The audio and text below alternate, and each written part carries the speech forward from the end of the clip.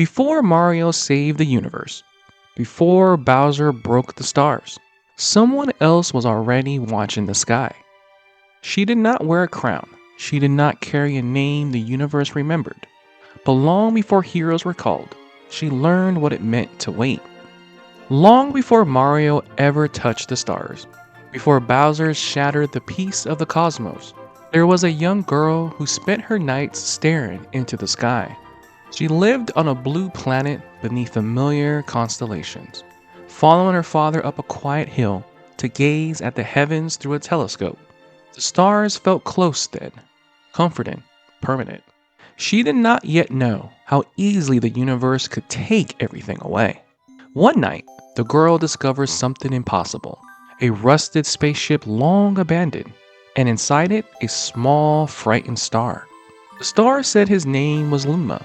He said he was waiting for his mother, that she would come for him on a comet. The girl asked if he was afraid. He said no, only lonely. So the girl made a promise. She said she would wait with him. Night after night, she borrowed her father's telescope and searched the sky. She looked until her eyes ached, until hours became days. The days quietly turned into years. The comet never came.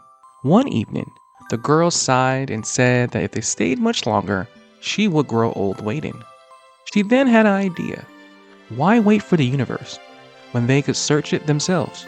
They repaired the old ship and set sail into the starry sky. But space was not what the girl expected. There were no planets, no comets, only endless fields of drifting asteroids. Days passed. Her stomach rumbled. She joked that she had known the journey would take this long. She would have packed more jam. She had brought everything she thought she needed. A telescope, a butterfly net, her stuffed bunny, tea, jam, milk, everything except water. Luma laughed. He said he didn't need water. Star bits were enough. Leaning dangerously over the edge of the ship, the two gathered star bits together, nearly falling into the void more than once. They taste like honey. For the first time, the girl laughed among the stars. One night, a beam of turquoise light pierced through the ship's window. A comet. At last. They rushed towards it, hearts racing. The comet was made of ice. Cold, silent, empty. Luma's mother was not there. Exhausted, the girl collapsed onto the frozen surface, unable to take another step. That was when Luma pointed something out. Star bits trapped beneath the ice. The ice was cold, but warm enough for water. They decided to stay on the comet a while longer, and the search continued. That night, the girl dreamed of her mother. She asked where she was going. Her mother said she wasn't going anywhere, that she will always be watching, like the sun during the day and the moon at night. The girl asked what would happen when it rained, when she could not see either. Her mother said she would become a star in the clouds and wait for her tears to dry. When the girl awoke, her face was wet. Luma thought she had star bits in her eyes. She told them they were tears, that she would never see her mother again. Luma cried too. Together they drift through the stars, comet after comet, but never the one they were searching for. The girl hugged Luma and told him she would take care of him. Something sparked in her heart. The girl decided to stop running. She began to build. Hidden beneath the ice were tools and strange furniture, unlike anything she had ever seen. Piece by piece, she constructed a home, a kitchen, a library, a bedroom, a fountain, a gate. It was beautiful, but it was too big. She wished her family were there to fill it. That night, clutching her stuffed bunny, she fell asleep in the starship. One day, a tiny apricot-colored planet appeared on the horizon. From it emerged another Luma, then another, then another. They all said the same word, Mama. The girl laughed, overwhelmed. More Lumas poured out, all colors, all shouting the same thing. She joked about what she would do with so many children, but she named every one of them, and the house was no longer empty. After countless comments, the girl wondered if her home planet was still blue. She remembered her father's telescope. Through it, she saw a tiny blue dot, far away, yet painfully close. She turned the knob, a hill came into view, flowers, a terrace, Memories returned all at once. Sledding with her brother, picnic with her mother, stargazing with her father. The girl broke down. She said she wanted to go home, that she wanted to see her mother.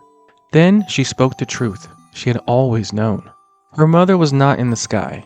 She was sleeping beneath the tree on the hill. Somewhere out there, the stars already searching for someone else. One day, the girl became sad again. Luma tried to comfort her.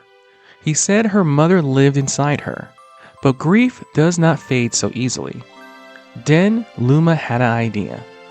He said he would become a comet, one that could carry them all. Light exploded across the sky. The Luma transformed. Other Lumas explained that this was their destiny, to become stars, comets, planets, power stars. They told her not to cry anymore. From that day on, no star bits fell from her eyes. The comet became their home. It traveled the cosmos, carrying more Lumas than could be counted. The girl watched them grow, knowing one day they would lead to become something new. She would smile when they did, because that is what makes a mother happiest. Once every 100 years, the comet passed a familiar blue world, and the journey continued. Though it was time to sleep, the Lumas were still restless, full of excitement about the worlds they have yet to visit. The girl picked up her guitar and began to pluck a soft lullaby. The music echoed gently through the observatory, reaching every Luma. One by one, they settled down, jostling for the best spot to hear her play. "Good night, my dears," she whispered. The once noisy Lumas slipped into dreams, carried by the comet, as it hurled through the starry sky. The girl placed her guitar near her pillow and lay down beside them, closing her eyes. As sleep took her, she thought, "It's exciting to meet new friends, even if it's a little scary. Reading old friends is just as thrilling, and maybe next time she'll visit a completely new world." She smiled in her dreams, letting the stars shine softly down upon her. On that blue world, the kingdom gathered beneath lantern light and fallen stars. It was the night of the Star Festival, a celebration held once every 100 years. High above, the comet watched.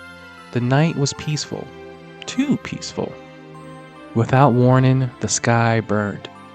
Bowser descended from the heavens, tearing the festival apart. Fire replacing starlight. Princess Peach was taken. Her castle was ripped from the ground and hurled into space. And Bowser fled towards the center of the universe, declaring his intent to rule it. Far from the Mushroom Kingdom, something small tumbled through space. Mario, unconscious, helpless, carried by fate. He drifted towards a tiny planetoid, the gateway to the starry sky. Mario awoke among the stars. 3 playful creatures challenged him, testing his courage. When he succeeded, they revealed themselves as Lumas. They told him their mama was waiting at the top of the tower. Mario met the guardian of the stars, Rosalina. She explained that the power stars had been stolen, that the Comet Observatory, her home, was broken, and that the universe needed help.